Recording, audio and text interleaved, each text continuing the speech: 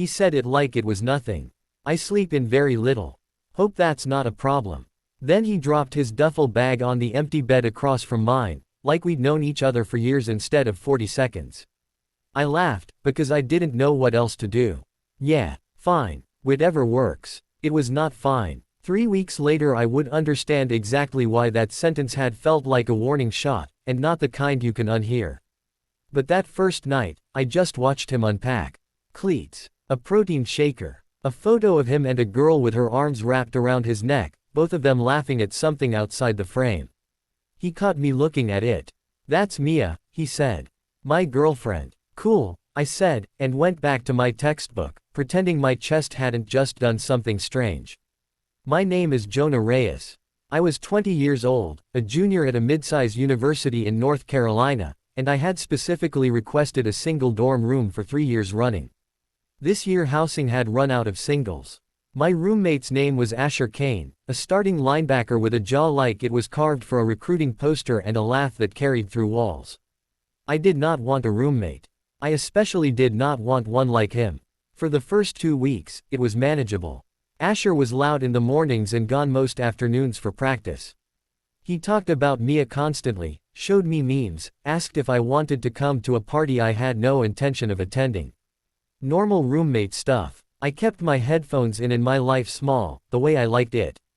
Then the sleeping thing started to matter. He hadn't been exaggerating. Asher slept in boxer briefs and nothing else, sprawled on top of his sheets like the concept of modesty had never occurred to him. I told myself it didn't affect me. I told myself a lot of things that fall. The first time he touched me, it was an accident. Or it looked like one.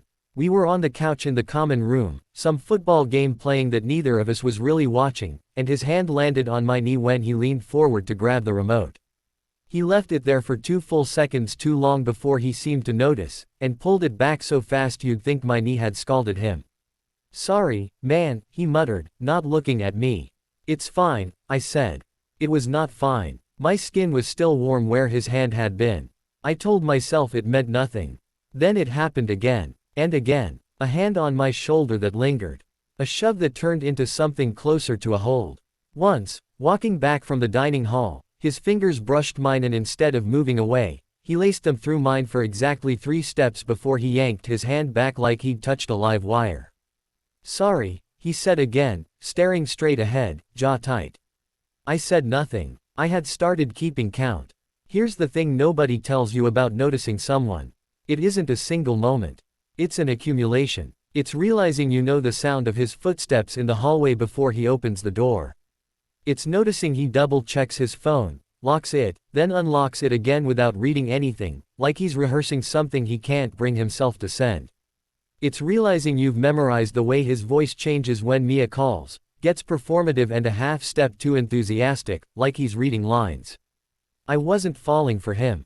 I refused to call it that. But I noticed things. That's all. I noticed. The second hook in this story is the one that should worry you the most, because it worried me.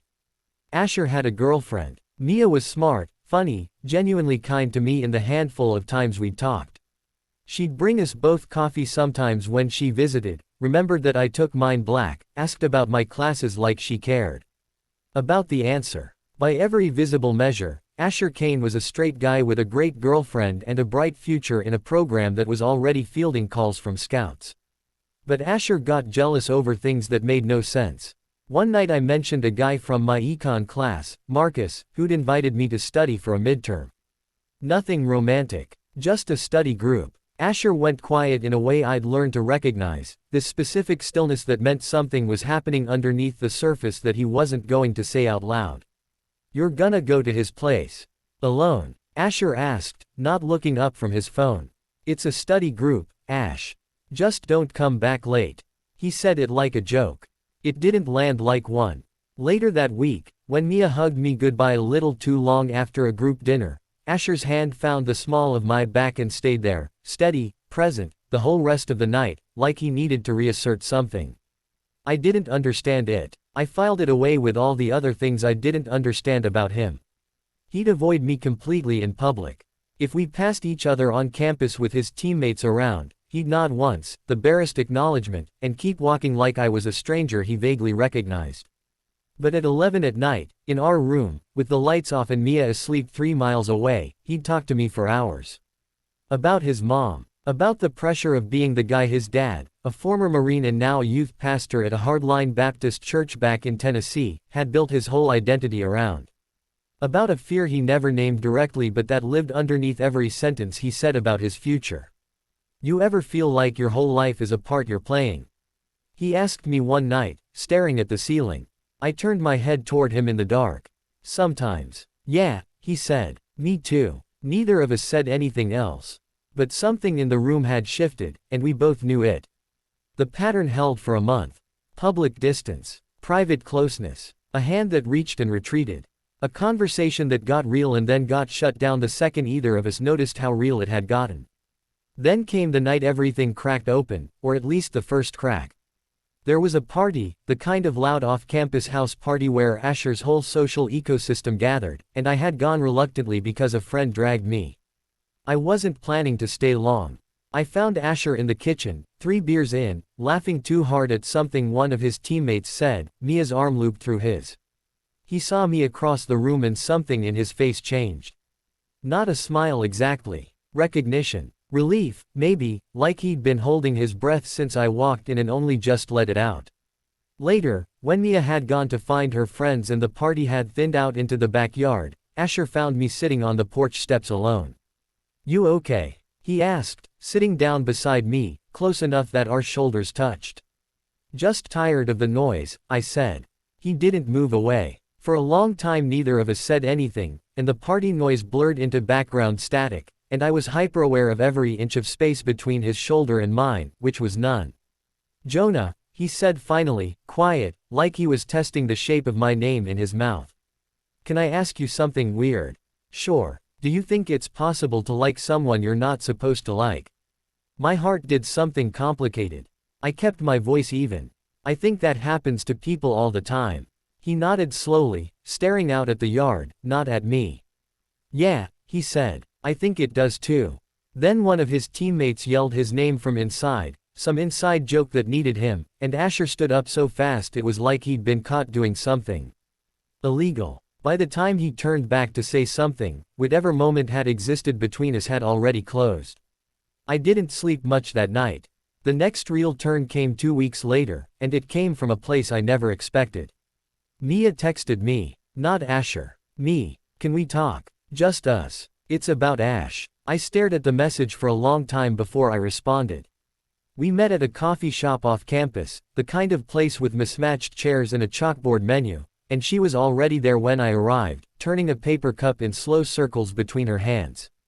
I need to ask you something and I need you to be honest with me, she said, before I'd even sat down. Do you have feelings for Asher?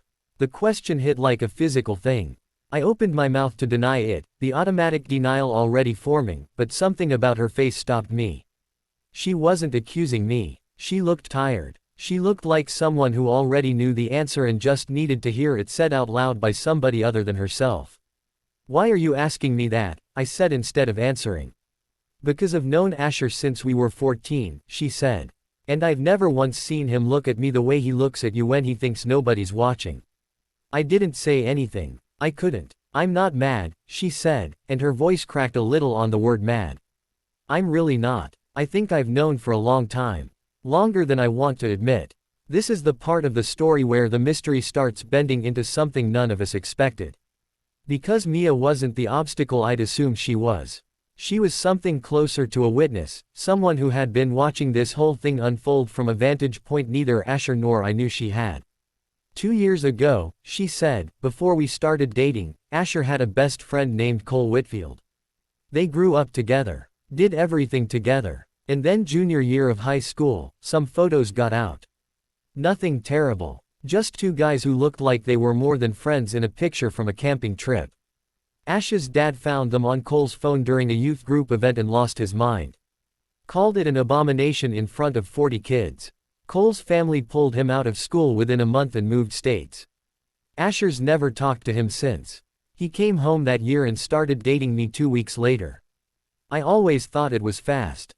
I just didn't understand until a lot later what he might have been running from. I sat there absorbing it, feeling like several pieces of a puzzle I hadn't known I was holding had just clicked into place at once. The way Asher flinched at any mention of his father. The way he went quiet whenever anyone brought up his hometown. The specific, controlled distance he kept in public and the specific, uncontrolled closeness he allowed in private, like our room was the only place in the world where he didn't have to perform anything. "Why are you telling me this?" I asked. Mia looked at me steadily. "Because I think you're good for him. And because I'm tired of being the reason he thinks he's safe. I'm not the reason. I'm the cover. And I don't want to be that anymore." I walked back to campus in a daze that afternoon, replaying the conversation, and I didn't say anything to Asher. Not yet. I didn't know how to hold what I'd just learned without it changing everything between us, and some instinct told me that whatever came next needed to come from him, not from me repeating his own secret back to him. But it changed the way I watched him. Every small thing made a different kind of sense now. The hand that reached and retreated wasn't inconsistency. It was fear with a memory attached to it. Every time Asher pulled away from me in public, he wasn't rejecting me. He was protecting himself from a version of the worst day of his life happening again. That understanding didn't make the distance hurt less. If anything, it made it worse, because now I knew exactly what he was afraid of, and I couldn't do anything to fix it for him. 3 days after my conversation with Mia, something happened that pushed everything past the point of pretending. I came back to our room late from a library session and found Asher sitting on the floor with his back against his bed, phone in his hand, absolutely still. When he looked up at me his eyes were red. "What happened?" I said, dropping my bag. "Nothing," he said, too fast. I sat down across from him anyway. "Ash." He handed me the phone without a word. It was a text from his father. "Heard you've got a new roommate. Make sure you're being a good example for that boy. Wouldn't want another situation like Cole." I felt something cold settle in my stomach. "He knows my name. He knows everything," Asher said, voice flat. "He calls the athletic department. He talks to my coach. He's been checking in on who I room with since junior year." I didn't think he'd figured out anything yet, but he stopped, swallowed. "I think somebody said something. I think somebody saw us." "Saw us doing what?" I said carefully. "We haven't done anything." Asher looked at me then, really looked at me, and something in his expression was closer to grief than fear. "That's the problem, Jonah. I want to. I've wanted to for weeks and I keep stopping myself because every time I let myself want something like this, it gets taken away, or it gets used against somebody I care about, and I can't. I can't do that to you. I can't do it to Cole again." "You didn't do anything to Cole," I said. "Your dad did that." "I let it happen," Asher said. "I didn't defend him. I didn't say anything. I just let him disappear and I dated Mia 2 weeks later because it was easier than sitting with what I actually felt. I've been a coward for 2 years and I don't know how to stop." I didn't have a perfect response to that. I just reached over and put my hand over his, the way he'd done to me a dozen times over the past month, except this time neither of us pulled away. We sat like that for a long time, not talking, his hand slowly turning under mine until our fingers laced together. It felt like the opposite of an accident. It felt like the first honest thing that had happened between us since the day he walked in and told me he slept in very little. "I'm scared," he admitted, so quiet I almost missed it. "I know," I said. "Me too." That night didn't end in some cinematic kiss. It ended in 2 guys sitting on a dorm room floor holding hands until 2 a.m., talking in fragments, both of us too afraid to say the thing we actually meant, both of us saying everything else instead. It was enough. For a while, it was enough. The next few weeks were the best of my life and also the most tightly controlled. Asher and I existed in a private world that only opened at night, behind a locked door, curtains drawn, phones face down. In public, nothing changed. He still walked past me on campus with a nod. He still stood next to Mia at team events, and she played her part flawlessly, laughing at his jokes, resting her head on his shoulder for photos, giving absolutely nothing away. I told myself I understood. I told myself the private world was real even if the public one was a performance. I believed that for exactly as long as it took for the performance to start costing me something too.